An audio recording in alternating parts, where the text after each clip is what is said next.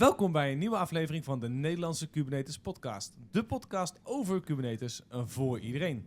Ik ben Ronald Kers en met mij is zoals altijd Jan Stomphorst, solution architect van ACC, powered by ACC. Ik ben ook powered by ACC. Jij bent ook powered bij ACC? Nou, wauw. Je stem sloeg al over. Is het al zo? Ja, dag 2 en het begint al. Regenachtig buiten. Dus dat, het koudje zit erin. Dus... heb je het naar je zin, Jan? Ja, we hebben ook nog gasten ook, hè? Ja, zeker naar mijn zin. Zeker. Drukte, leuke dingen. Interessant. Ja? Oké, maar je wil naar de gasten, hè? Ja, ik wil. Okay. Ik ben benieuwd. So we go to our guests. We have Jannis Relakis and Seiwald-McCarty. Welcome to both of you. Thank you. And Jannis, can you please introduce yourself to our listeners? Yeah, sure. I'm Jannis. I'm a senior platform engineer at Celonis. I don't know if you know Celonis. I didn't know it before I started working for the company, but it is a company basically that optimizes business processes for other companies. Our main field is process mining, as it's called. Yeah, I've been at the company for 3 years now. I'm originally from Greece, but I've lived in Germany for more than half of my life. Yeah, I live in Berlin now.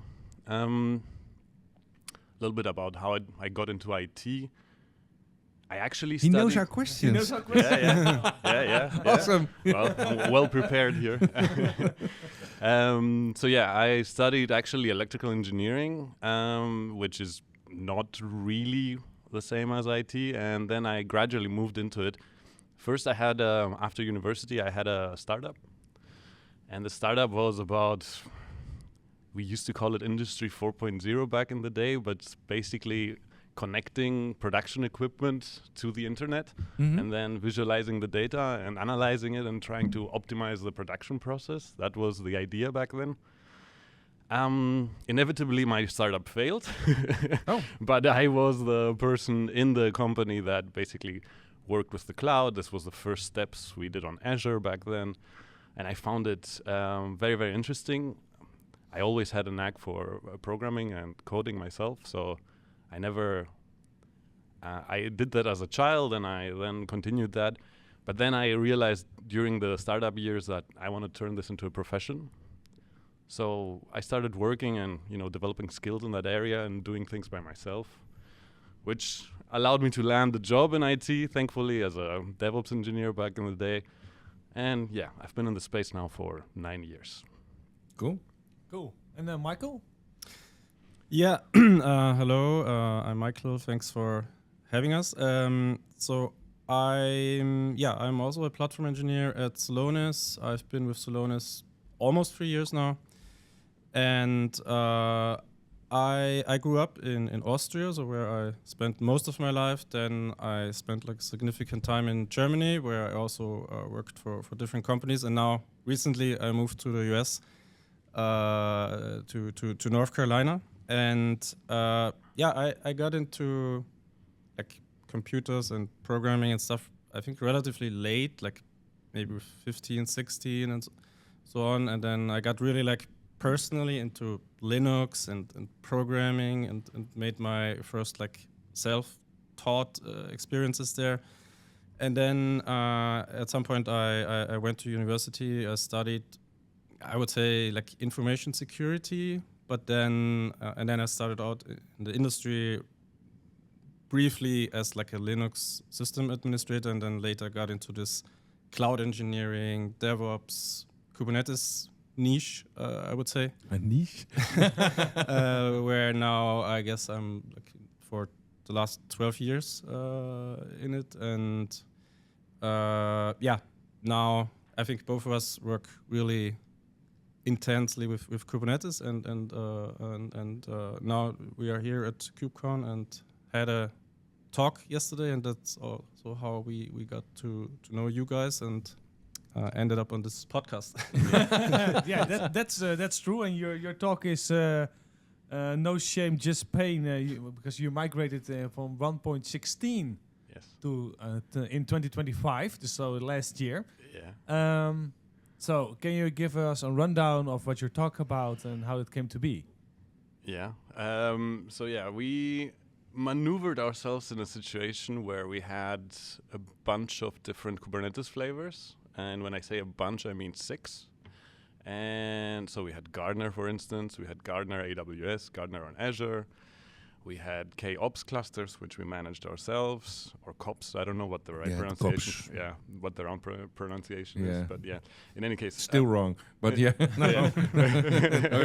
COPS clusters then. Yeah, but COPS clusters where we managed the control plane ourselves. We had OpenShift, both Rosa and ARO, in case that rings a bell. Which were supposedly managed. I have to be careful what I say now. So, but let's say we weren't so satisfied with the service. And yeah, so we had like a big zoo of different Kubernetes flavors, basically. And the talk was about our our project to consolidate that zoo, move away from these different flavors, and actually consolidate it into the 3 flavors that we then chose, which is GKE, AKS, and EKS. And it's mostly about moving the workloads from the old clusters to the new clusters, what challenges we had, how we made it work in terms of networking, and a few lessons that we learned along the way. I've gotten 5 questions. Go ahead. Raising a lot of questions. So no on-premise anymore? No. COPS is on-premise. Yeah, but no. It was COPS, but on AWS. Okay. Yeah. And why did you choose then for... Because you 3 different flavors, and those are managed ones, probably. Correct. And why did you choose then for AKS and EKS and You said it, because we didn't want to manage the control plane. We chose to have, as little to do as possible. We choose to pay the premium to have to make our lives easier. Let's put it that way. But still, you've got a lot of flavors, and I know from first hand, if you do like an AKS cluster, you can choose the CNI. Mm-hmm. You can do Cilium or Azure. The Azure one, or do it yourself, or you've got flavors in there. And did you choose one CNI for everything, or what? Yeah, I think that's maybe another level where we're also trying to consolidate. So I think you're absolutely right. EKS and AKS, they're not identical. Like, we keep them on the same Kubernetes version. We keep all the cluster add-ons as much as possible in sync. But then there are, like, if you go into the details, there are, of course, differences. But then we try, for example, we use Cilium across everything. We have Cilium on EKS, Cilium on AKS, Cilium on GKE.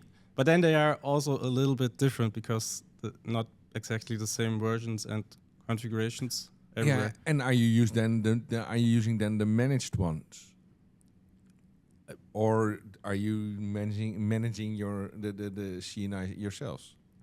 Yeah, we are installing Cilium ourselves from the Helm chart. Yeah. Oh, from that, cool.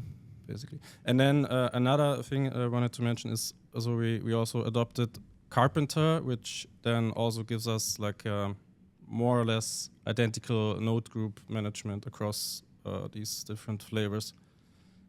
But again, there are differences in the details always. Yeah, but it is much more consolidated and much more harmonized, let's say, than it was before. So for us, this is a gigantic step forward. So yeah, there are still differences, which I think are unavoidable. But still, we designed it from the ground up to be as similar as possible between the 3 cloud providers. And the reason we have 3 cloud providers, maybe provide some context for you to understand why that is in the first place. I mean, you don't need to do that, but in our case, we have customers that actually demand it. Yeah. They have credits on Azure, for instance, or our customer is Microsoft, and then you cannot you cannot offer you cannot give them a GKE cluster. It would be so funny. Why is this performing so well? It's not yours, that's why. So yeah, we have different reasons for needing to offer environments on the 3 big cloud providers. Yeah. Can you give us a little rundown? Or maybe you told it, but I missed it. How your environment looks like? How many clusters? Because we now lie way high over in the cloud spectrum, but I'm also interested in how it looks a little bit on the infrastructure-wise. Yeah, absolutely. So we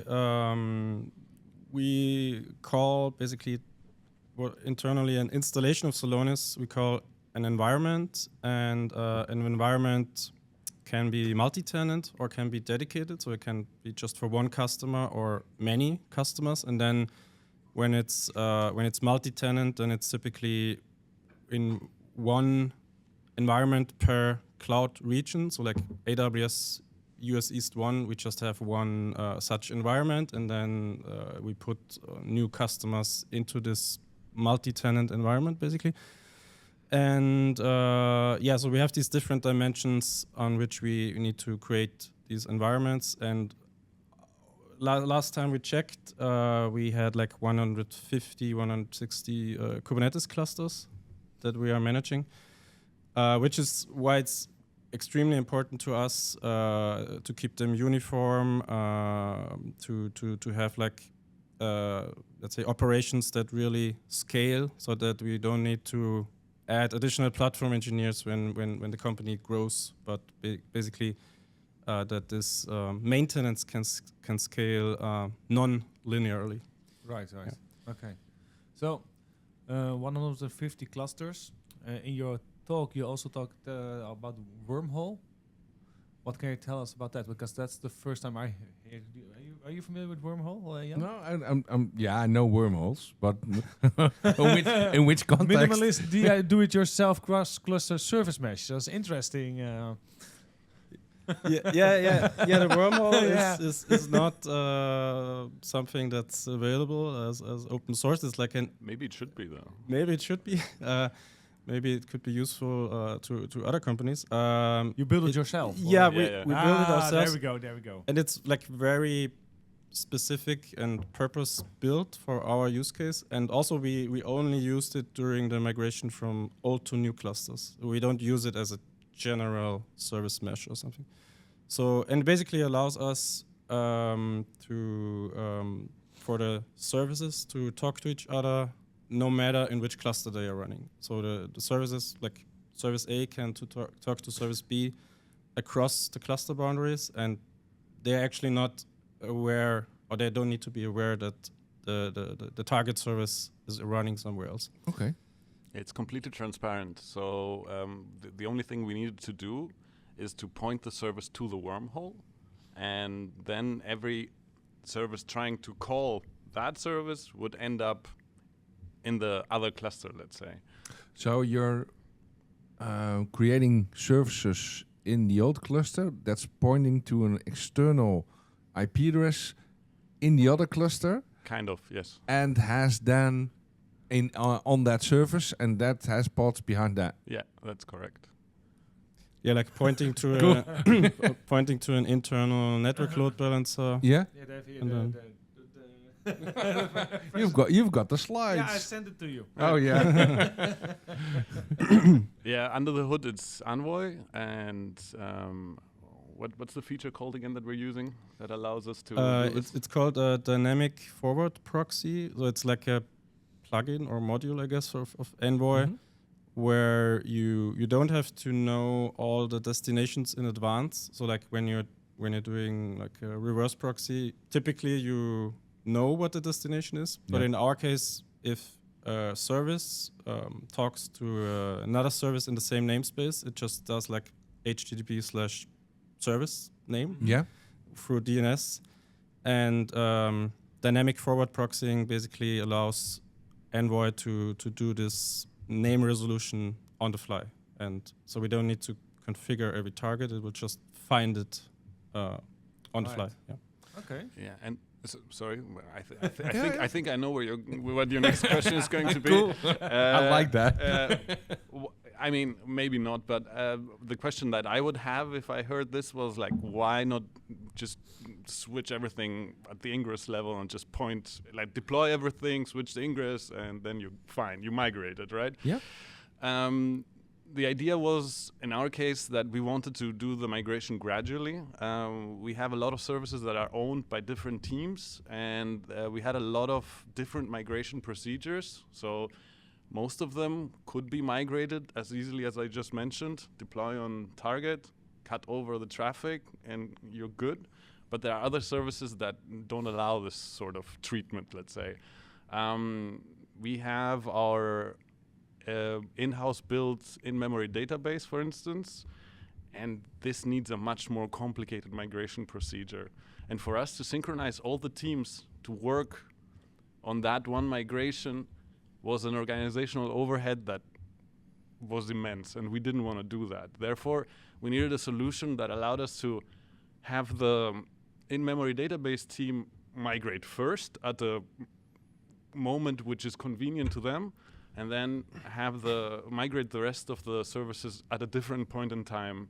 So we had complete independence how and in which order to move the workloads, which this is where the wormhole comes in. I move app A, but I don't move app B. I leave it there for a couple of weeks. But for app A and app B, this is completely transparent. And did you not have a problem with latency then? Not really, no. We didn't have any issues in terms of latency during the migrations, even on clusters that are enormous, that have like 1,500 tenants, for instance, and like get really a lot of traffic. Okay. Maybe what we can add to that, I think it's closely related, is also the RabbitMQ piece. So we use RabbitMQ quite extensively, so we also needed to create the connection basically there, so create a federation between the RabbitMQ cluster in the old cluster and in the new cluster. And the way it works is basically messages in the queue can be consumed on either side, but if there's no consumer, let's say on the source cluster, because the application was already migrated, it will then automatically be available in the target cluster, so then the application can consume the message there. Yeah, if you don't have a local consumer, it will be federated and it can be consumed on the other cluster. And that works good. That works really well, actually. We were also surprised, and I think it's a really cool feature of RabbitMQ. I think I didn't know about it before, but yeah. Cool. And what are the biggest problems you faced? You said you've got some lessons learned, and yeah. I mean, we caused a bunch of incidents. I remember there was one. There was one early on where I personally synced an Argo CD application, which was where autosync was not enabled on purpose, and I synced it by mistake, and I basically tore down the connection between the two clusters, and that led to a full outage of one of our environments. And it was one of the biggest environments, and that was for like 10 minutes or so, which was a huge issue. But yeah, we learned, this might be a small thing, but we learned, this taught me at least, to put in guardrails, even for ourselves. Even, we're power users. We can escalate our privilege to go to have like God privileges, right? We can do that on our systems. But even for us, and even with the people that were really knowledgeable about the migration procedures, even we needed guardrails. Even we needed better guardrails than we had in place in the beginning of the journey, let's say. And the solution to this was don't have an Argo CD app that is out of sync and is not supposed to be synced because that leads to destruction, and do that through a PR instead, and have a CLI or an automation that creates the pull request that, can be then reviewed by a colleague, for instance. And this is just a small example of how we iteratively improved our processes, for instance. Oh, cool. And do you have a story? I see you laughing. Yeah, I was just like thinking about what would be interesting. I think one thing that was only like recently, is because at some point we also want to delete the old clusters, right? And this requires us to be like extremely careful, make sure nothing is running anymore in the old cluster. No traffic is going through the old cluster. that kind of moments.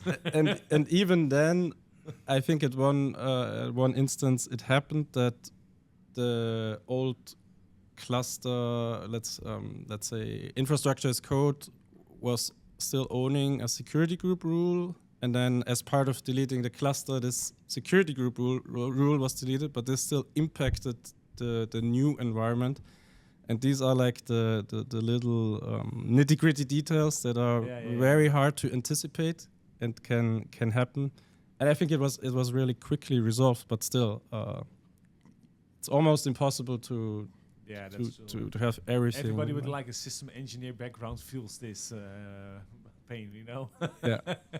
I've migrated everything. I'm sure nobody is connected. Every service is migrated. Turn it off. Incident. Your phone rings. What happened? Exactly. So how did you cope with 1.16 YAML versus 1.32 probably? 32, 33. Those are different. Ingress is different. What I can think more. There are some things deprecated. Yeah. Ingress was relatively easy because we were using Ingress. So Ingress resources in the old cluster, but we got rid of them because we replaced them with HTTP routes because it worked differently in the new cluster.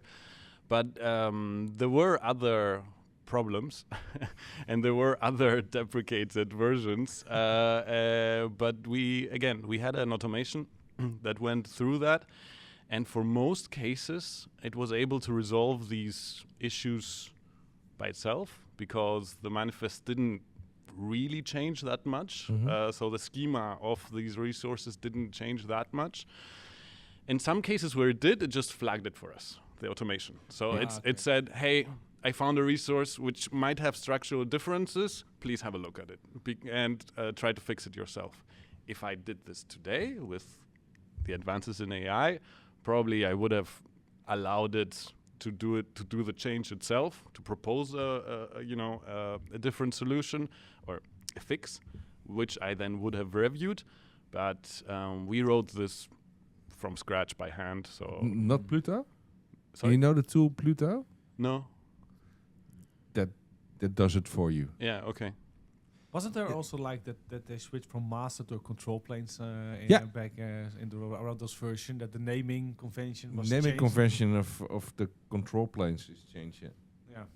Okay, we didn't run into this. No, we didn't run into this. No, you don't have. If you just deploy applications, you don't have anything to do with that.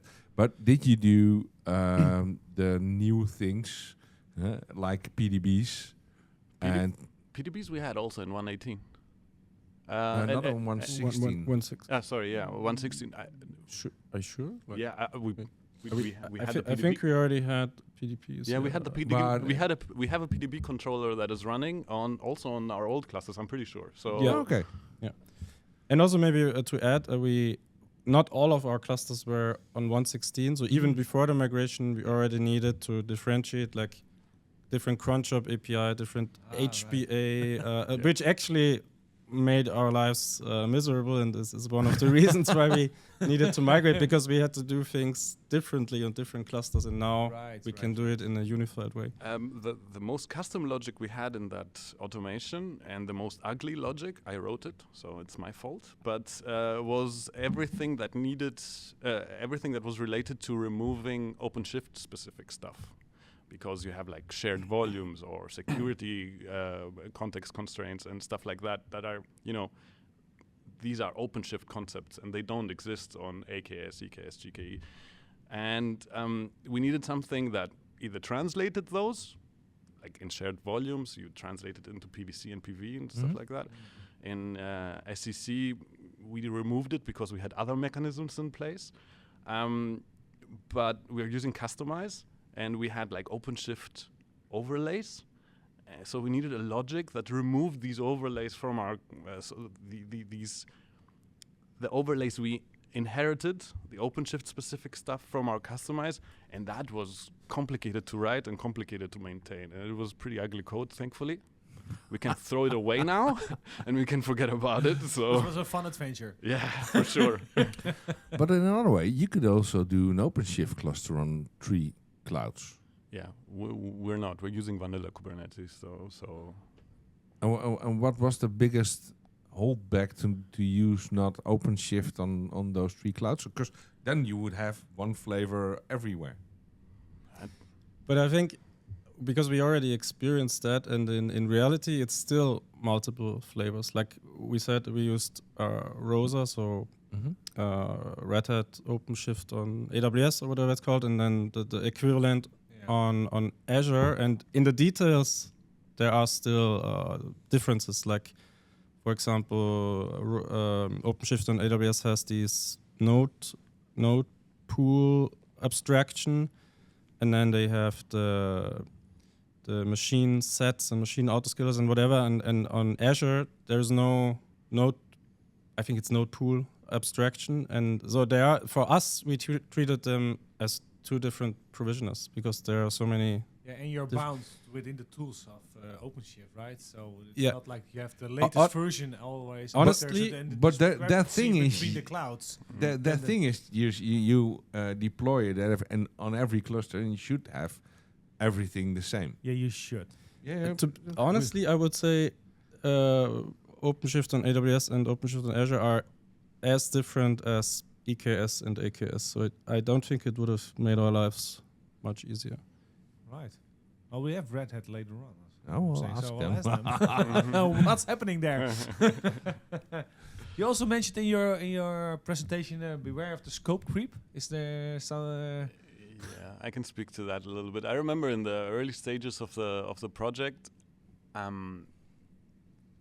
because we were starting this massive journey, moving away, migrating so many clusters, people were coming in there and they were like, okay, can we also do this? Yeah. Can we also do that? Of course. Can we add to this? I also have this great idea. You're getting in the flow, right? You want to add. I also have this great idea about, moving Argo to this, or I don't know, sharding Argo. Or this guy on Reddit says this. Maybe we should try it. Yeah. Pre-rendering manifests. I remember we had an initiative. We called it GitOps version 2 internally, whatever, which was about restructuring how we do GitOps, which is not really related to the migration at all. But for instance, it was bundled all together, and that made everything harder. It made the project meetings harder. It made coordination harder. It made understanding and reporting to management harder because you didn't have like a focus. Yeah. And so at some point we were like, no, this is big enough of a scope as it is. It is big enough of a project as it is. So let's keep it.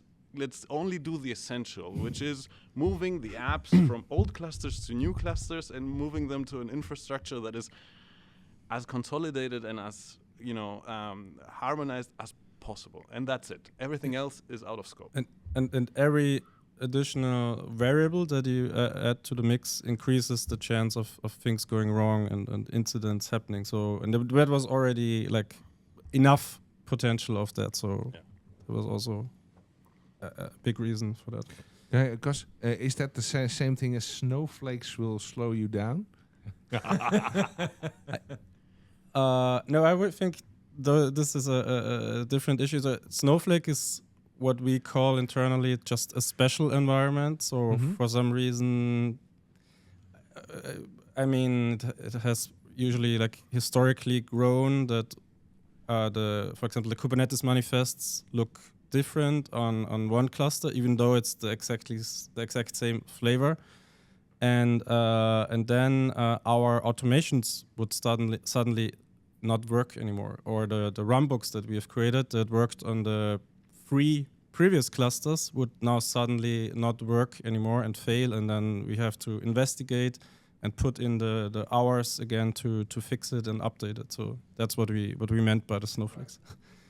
So do you add a lot of snowflakes then, or because that's slowing you down? So you needed to change more for your snowflakes. Yeah, definitely. Maybe there were always like smaller differences along the way, but maybe the most prominent ones were we have one environment that needed to be HIPAA compliant. So we had Istio there for like service-to-service MTLS encryption, which we didn't have in other environments. And then also for that environment, we needed to make sure that the traffic in transit is also encrypted through the wormhole.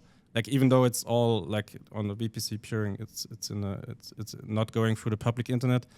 So we had to make changes to wormhole, and yeah. Yeah, even the RabbitMQ and the federation needed to be set up in a different way. So the migration procedure itself changed because of the snowflakes that we had. But it was also, even within a certain provisioner, we had differences in how we had set up our environments. And sometimes we would say, oh, we are running into the system and we know that, or we are about to migrate this system and we know that there are certain differences. So we reserved extra time because we knew that this migration would take longer. We knew that we would have to maybe adjust our automation a little bit here and there to make sure that we account for these differences. So this definitely slowed us down, and this is another advantage of this migration, of having done this migration. We consolidated as much as we could. I mean, yesterday after the presentation, actually, we had a question, and they were like, okay, you consolidated, but you didn't get rid of HIPAA, did you? No, but we tried to set up things in a way that everything is HIPAA compliant. Yeah. And therefore, you don't have these differences anymore, which makes your life from day to day, in day to day, much, much easier. Go the most restrictive version, and then the rest follows. Exactly. It's actually cheaper to do that than having to manage 2 different setups. Another snowflake I can just think of is we came across an environment that was actually already migrated one time before for different reasons. And then, so for example, we use, in the migration, we used like static persistent volumes to connect to the same storage, like EFS in this case. But then in this specific environment, there were already persistent volumes in Git. So our automation like didn't know how to handle that, because that's what its job. But now this environment looked like it was already migrated. So then that were also times when we needed to step in and do manual changes. Yeah. And that, massively slowed us down. Yeah, I think it's up for our final question, Jan. So I give you the honors to ask the final question. I can do it. So if we have a crystal ball on the table, it's your line. How do you see the future of Kubernetes? How would you like to see the future? Oh yeah. also. I think I'm going to answer this with a very specific answer because you like that. I'm working on a big FinOps project now, where we need to cut some of our costs of our infrastructure. And I realize, at least I notice, many companies popping up that help you scale, right-size your workloads, and make sure that you don't use more resources than you need to. And I would like, and I think this, in the era of AI, this becomes even more important. And I would like to see some of these features offered by these vendors actually end up in Kubernetes itself. So in the, because I don't think that vertical pod autoscaler is the ideal solution the way it works right now and in today's economy, let's say. So I would like to see a lot of the features that these companies offer be integrated within the Kubernetes project. Okay, cool. But is the vertical pod autoscaler not a band-aid or a sticker to fix something what should not happen? How do you mean? Nou ja, vertical pod autoscaling can increase your CPU and memory on the fly nowadays. Yeah. But why? Why not? I mean, no, then your application is not Kettle anymore, but it's becoming more a pet. And we want to go to Kettle. So it's I know it's why they're doing that, because it's for stateful workloads. But I prefer to Kubernetes is built as Kettle, to keep everything as Kettle. And now we're doing a band-aid for vertical pod autoscaler to accommodate stateful applications and maybe VMs or yeah, but I mean, the reality is that at least at the companies that I've worked for, there are always stateful applications. This might not be the ideal solution, but in some cases you do need it, I guess. And you have to account for these. So it is a band-aid, you might be right, but it's necessary, at least in the real world where I'm coming from. Yeah, awesome. Awesome. And you, Michael?